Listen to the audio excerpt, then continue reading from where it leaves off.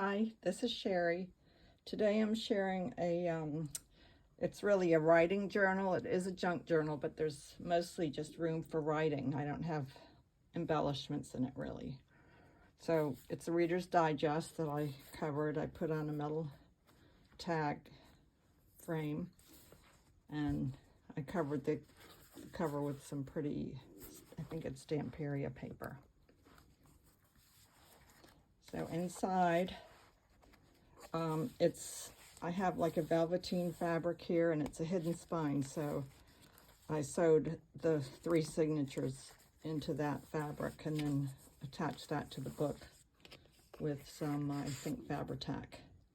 This is just a simple journaling card with a little pocket. And like I said, there's not really much in the way of embellishment in this.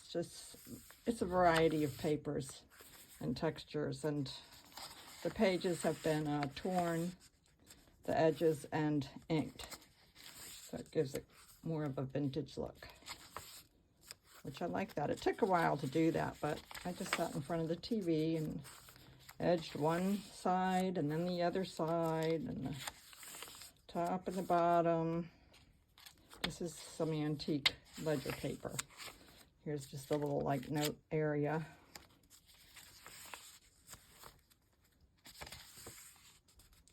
Dictionary page.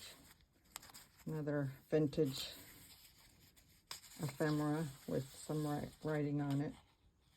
I can't tell what the date is. So I used a variety of book pages and tea-dyed pages and some papers that were some digital printouts. I've gone overboard in ordering digitals the past few years. I've got to stop, but there's so many that are so pretty. But I try to remind myself I'm loaded up with books that have beautiful images in them, which I bought at thrift stores so I could use them in my junk journals, which I do use them quite a bit.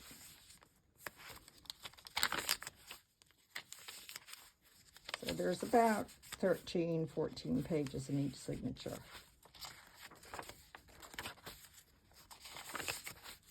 As you can see, plenty of space to journal on. A little journaling area there.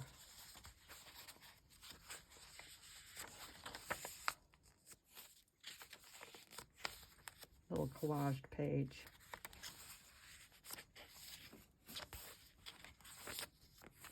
I just love these little like notepads. They're so pretty. Add a touch of lace here and there. This is some wallpaper. And then I glued a piece of pretty paper on there.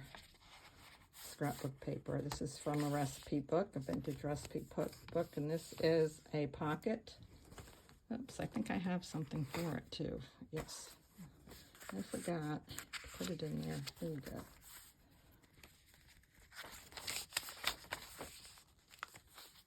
So it's, you know, a mixture of some woodland creatures, trees. I guess if there is any kind of a theme, it's nature, floral. So, but there isn't really a true theme. Some tea-dyed papers, ledger paper, new ledger paper.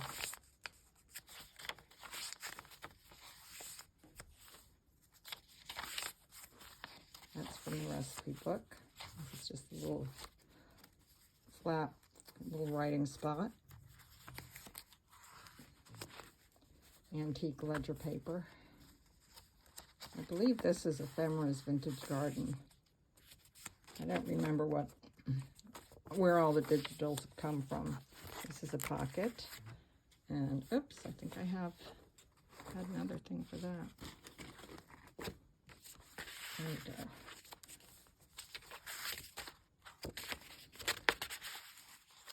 So basically it looks like just a couple of pockets, some washi tape.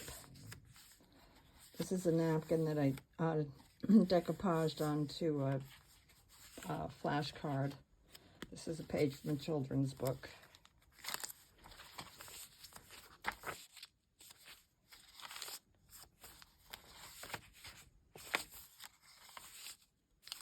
This blue paper I dyed from red cabbage water, which was purple, but when I dyed the paper, it came out a beautiful blue color. This might be Amity Bloom. I think this is chapter 1 pages. I like this paper a lot. I believe it was a free share from somebody, and it makes a good, you know, background paper with room to write, but a little bit of beauty to it.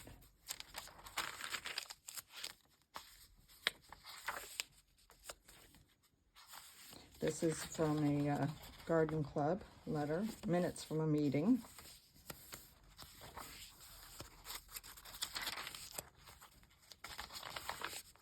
I turned the fan off so you could hear me, but it's pretty warm in here today. This room, my craft room, does not have air conditioning or heat. And I can deal better with it in the winter because I, you know, use a space heater when I'm in here in the summer, so it's only good when I have a fan on. One little lacy tag. This is from one of my books. This is from a children's book.